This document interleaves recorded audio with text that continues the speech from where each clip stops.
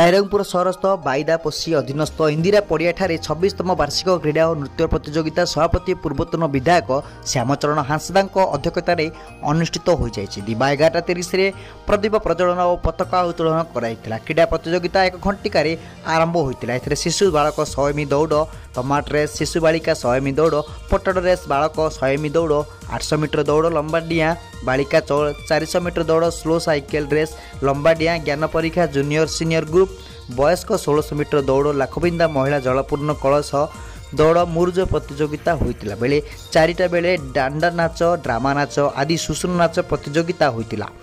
बाईदापोसी क्रीड़ा संसदर कार्यकारी सभापति भुवनेश्वर बेहरा, उपसभापति किशोर कुमार रजक, गोविंद सोरेन, जगन्नाथ मल्लिक, जुग्म संपादक राजाराम गुटुडू, अशोक कुमार महाकुड़, रवींद्र बेहरा, कोषाध्यक्ष खगेन्द्र बेहरा, कार्यकारी सदस्यगण अमर प्रधान, देव हेम्ब्रम, मनोज कुमार बराड़, नरेश चंद्र बेहरा, मझिया बेहरा, किशुन हेम्ब्रम तथा अन्य सदस्यगण रही कार्यक्रम को सफल करथिले।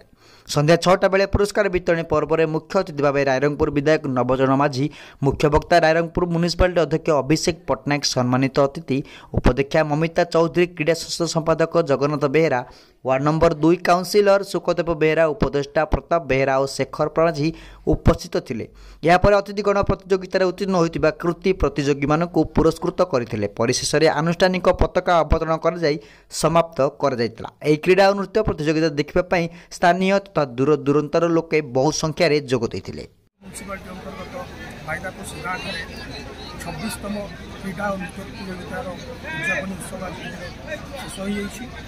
आज निश्चित भाव में गोटे खुशीर दिन बाईदापोसी गाँव कहीं आधुनिकीकरण मध्य जो कल्चर, जो संस्कृति, जो परंपरा, जो परिचय, जो इतिहास आमर मयूरभंज अच्छी तथा बामनघाटी सब डिविजन रही जे वर्ष सारा अक्लांत परिश्रम पर गोटे सुजोग, गोटे समय, आनंदमय समय बाईदापोसी क्रीड़ा अनुष्ठान तरफ 26तम जो नृत्य क्रीड़ा प्रतियोगिता जो समापन है आजिकार